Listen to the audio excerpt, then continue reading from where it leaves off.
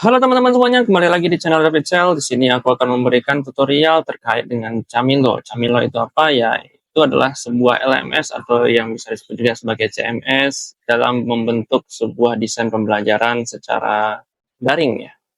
Nah, sekarang udah banyak ya yang menggunakan LMS di platform seperti Moodle, Google Google Classroom ya. Terus ada juga yang lain ya. Ini yang ingin aku kenalkan itu adalah Camilo ya. Camilo bisa dilihat di sini, Camilo e-learning collaboration software. Ya, berarti software yang apa namanya fitur utama itu kolaborasi. Nah, kita lanjut ya. Nah, apa sih definisi dan sejarah singkatnya? Sebelum kita mengulik dan menggunakan LMS Camilo ini, kita harus tahu dulu definisi dan sejarah singkatnya. Nah, kita bisa lihat ya, Camilo itu adalah perangkat lunak yang bebas atau free software yang berfungsi sebagai LMS. Nah ini LMS, Learning Management System, atau sistem yang memanage pembelajaran gitu ya. Atau nah ini dan Content Management System, atau yang memanage sebuah konten-konten informasi di dalamnya. Nah itu CMS. Tujuannya apa? Untuk meningkatkan akses global terhadap pendidikan dan pengetahuan. Itu untuk fungsi Camilo ya. Lalu sejarah singkatnya seperti apa? Nah kita minimal tahu dulu ya Camilo itu sejarahnya seperti apa. Nah bisa dilihat ya, project Camilo ini resmi diluncurkan tuh pada 18 Januari 2010 sebagai fork dari perangkat lunak Chaos. Nah ini sebenarnya informasi yang udah aku ambil dari Wikipedia ya, bisa teman-teman lihat. Mungkin akan aku cek atau akan aku paparkan linknya di deskripsi nanti. Oke, Camilo telah berkembang dengan kontribusi dari berbagai perusahaan, organisasi, dan individu di seluruh dunia. Nah, ini udah mendunia ya Camilo ini. Nah, kita harus tahu dulu perbedaan LMS dan CMS itu apa. Nah, CMS atau LMS adalah ini kebalik ya. Iya, iya kebalik. Yang di sebelah kiri itu LMS, sebelah kanan CMS. Sedangkan bagian pengertiannya itu kebalik, sebelah kiri CMS, sebelah kanan LMS. Nah ini kebalik ya, nggak masalah. Yang penting udah aku kasih tahu. Yang di sebelah kiri itu CMS. CMS itu apa? Adalah aplikasi atau sistem yang digunakan untuk mengelola dan menyajikan konten digital. Nah ini yang paling sering kita lihat itu adalah WordPress, Joomla, dan Drupal. Nah bisa nih ada analoginya ya. CMS itu sama seperti perpustakaan digital. Nah, di dalamnya ada buku yang itu konten, rak bukunya sebagai kategori, pustakawannya sebagai admin, dan pengunjung sebagai pengguna. Nah, CMS ini membantu menyusun, mengedit, bla bla bla bla dan sebagainya. Nah, ini lebih ke manajemen bagian konten-kontennya seperti buku, gitu ya. Dan juga untuk LMS itu fokusnya secara pembelajaran ya, untuk mengelola pembelajaran. Beda dengan CMS tadi, dia mengelola konten ya. Nah, sedangkan LMS ini fokusnya ke pembelajaran aja. Ya, contohnya ya Moodle, Camilo, Google Classroom itu yang sering didengar. Atau dulu ada juga yang namanya Edmodo, dan juga apa lagi ya? Ya, masih banyak lagi yang belum dieksplor ya.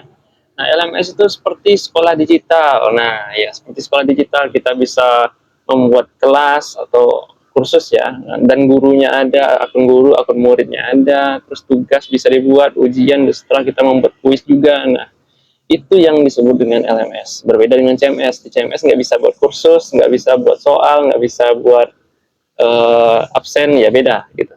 Ya, oke. Itu perbedaan sederhananya. Fitur utama Camilo itu apa? Memanajemen kursus. Kita membuat kelola kelas ya, bikin kursus yang di dalamnya bisa kita masukkan dokumen, video, kuis, pembelajaran, dan sebagainya. Kompatibel dengan SCORM 1.2. Nah, ini udah standar ya untuk e-learning. Alat operatingnya udah terintegrasi ya.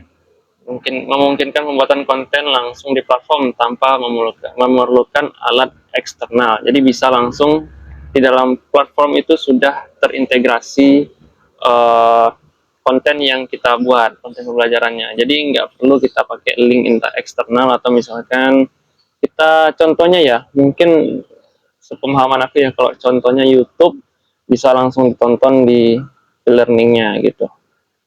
Ya, kalau misalkan salah bisa kalian koreksi di komentar ya.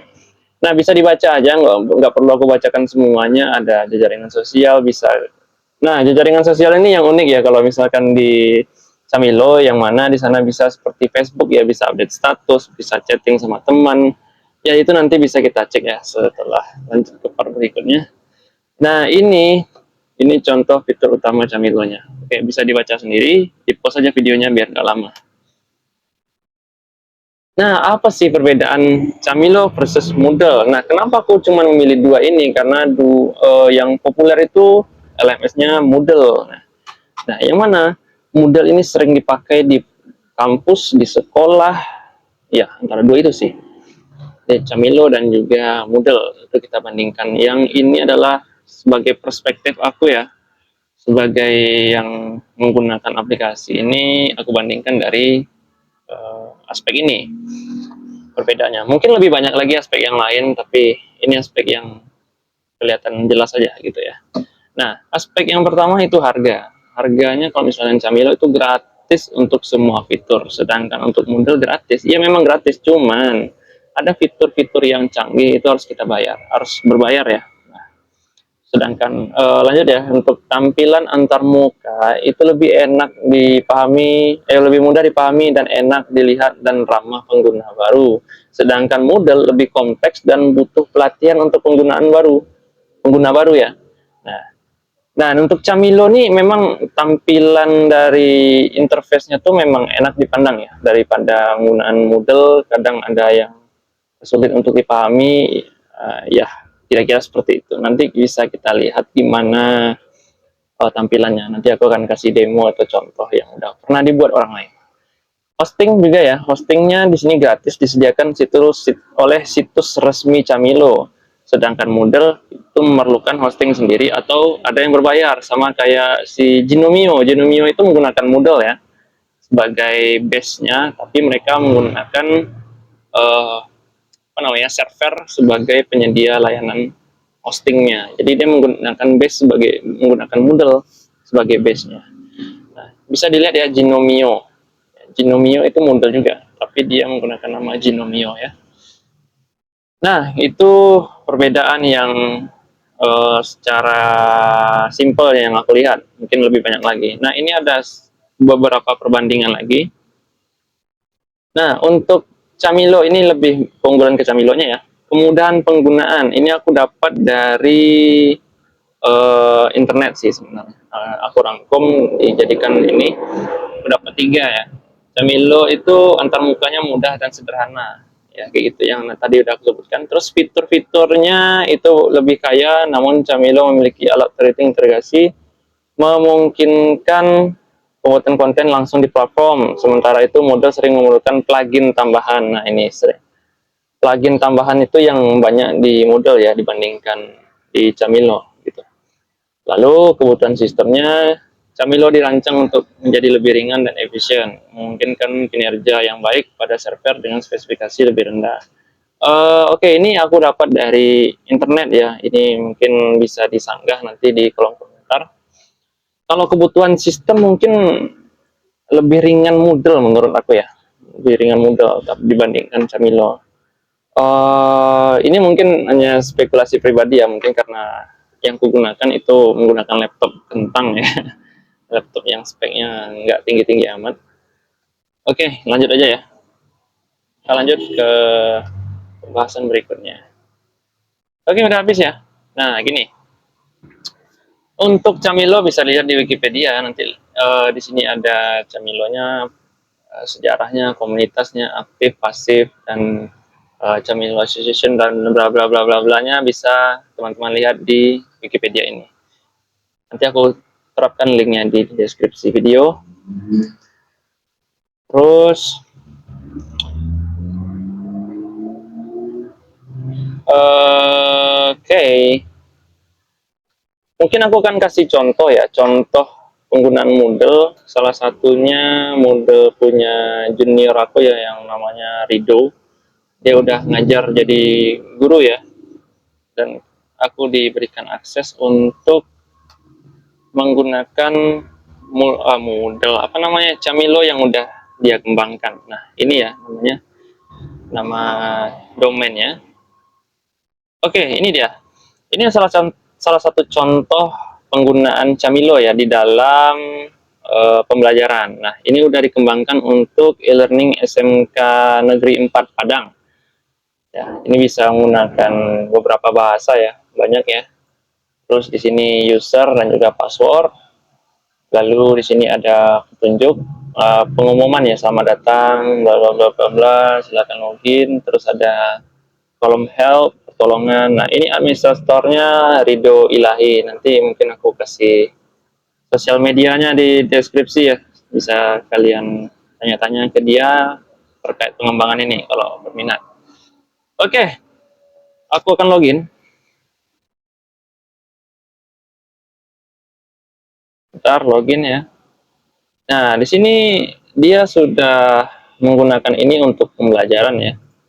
Jadi bisa kita cek di sini ya, apa saja yang sudah dia manfaatkan dalam platform e-learning menggunakan Camilo ini. Nah, di sini homepage ya, tampilan awal depannya, dan ini ada profil dari dianya ya. Ada inbox, kompos, dan bla bla bla bla. Di sini semua ada, mata pelajaran ada ya. Dan ini bentuk tampilan kalau misalkan ini yang sudah di hosting ya, dan ini online. Nanti kita akan buat versi yang local host saja. Kita langsung belajar menggunakan local host saja nanti. Jangan menggunakan hosting, karena kalau kita hosting kemungkinan kita akan bayar ya. Dan akan terbatas, apanya namanya, akan terbatas konten-konten yang akan kita buat. Contohnya, karena mungkin aplikasinya berat, nanti nggak semuanya bisa kita buat. Dan error ya, kalau misalkan dibatasi penyimpanannya. Jadi kita harus menggunakan localhost dulu untuk belajar, oke? Nah, ini contohnya. Dan untuk mata pelajaran bisa dilihat. Nah, di sini udah ada banyak mata pelajaran. Ada satu, dua, ada 5 ya. 5 mata pelajaran. Yang pertama informatika, udah ada gurunya namanya Desi Anggraini ya. Terus dasar-dasar animasi, Rido Ilahi, dasar-dasar seni rupa, dan seterusnya. Nah, ini yang namanya course. Dan ada agendaku. Ini bawaan standar dari ini ya. Standar dari Camilo, agenda. Bisa kita gunakan untuk pengingat ya dalam kalender. Dan juga reporting. Oke. Ini untuk laporan pembelajaran. Nah, ini murid yang memfollow atau yang subscribe atau yang sedang mempelajari mata pelajaran ada 32 siswa gitu ya. Terus teachernya ada 4. Dan ini enggak ada ya, student boss. Student boss ini mungkin lebih ke ketua OSIS mungkin ya. Terus follower HR director nih, HRD-nya ya. Dan ini enggak ada kita pakai. Biasanya kita hanya guru dan juga siswa. Itu aja yang biasa kita pakai untuk yang standar aja. Tapi kalau kita udah lingkupnya besar dan implementasinya jangka panjang, sebaiknya kita gunakan fitur-fitur yang lengkapnya. Ada untuk kepala sekolahnya, ada untuk HRD-nya, ada untuk dan lainnya ya. Ada beberapa role-nya nanti. Kita lanjut ya. Social network. Nah, ini yang unik ya kalau misalkan di dalam e-learning yang satu ini. Di dalam social network ini lebih mirip seperti Facebook ya, yang sering main Facebook. Ya, kita lihat di sini, ini profil kita, terus ini ada email dan juga link-link dari sosial media kita yang lain. Nah, di sini ada home, message, portfolio, invitation, dan lainnya. Ada teman juga ya. Ini fitur pertemanan ini bisa kita gunakan seperti Facebook.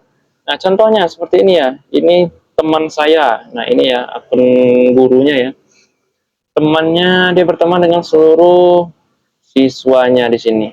Nah, siswanya akan bisa melihat pengumuman sebagai status dia. Nah, dia memanfaatkan status ini sebagai pengumuman. Bisa dilihat ya, ayo tugasnya dilengkapi lagi, sebentar lagi kita akan ujian. Nah, siapa, ayo kawan-kawan kita belajar. Nah, ini lebih kayak status, dan ini seru ya kalau misalkan kita manfaatkan dengan baik. Kita bisa upload file, what are you thinking about, nah apa yang kamu pikirkan, my friend. Ada skill, bisa kita juga menggunakan skill wheel. Nah, itu fitur-fitur yang ada di social network ini. Oke, masuk ke administrasi platform. Nah, disinilah kita untuk men-setting seluruh e-learning kita. Nah, ini sebagai admin aja ya. Sebagai admin yang bisa melihat settingan-settingan dari e-learning ini. Nah, kira-kira ini untuk tampilan settingannya. Dan ini petunjuk e-learning sebenarnya nggak ada ya. Tapi ini hanya tambahan tab dari Rido ini ya. Ini Rido yang buat. Dia menambahkan satu tab lagi untuk petunjuk, dan tab ini akan membawa ke petunjuknya kayak gini. Nah, bisa dilihat ya. Nah, ada kata pengantar, petunjuk. Nah, ini dia sediakan petunjuk untuk penggunaan Camilo ini. Nah, ini bagus ya. Oke, seperti itu kira-kira tampilan dari e-learning Camilo ini. Nah, mungkin untuk part pertama ini aku akan hanya mengenalkan saja seperti yang sebelumnya sudah dijelaskan. Langsung kita nanti lanjut ke part 2 tahap instalasi Camilo. Kita sebelum instalasi kita persiapan dulu ya. Persiapan apa yang dibutuhkan Camilo, terus kita mendownload filenya di mana, terus kebutuhan-kebutuhannya dan sebagainya nanti lanjut ke part 2. Oke, terima kasih telah menonton part 1 terkait Camilo ini. Jangan lupa tinggalkan like, komen, dan subscribe dalam video ini. Jika ada yang salah, tolong dikoreksi di bawah dalam komentar, kita akan diskusi. Dan kita akan lanjut ke part 2. Terima kasih. See ya.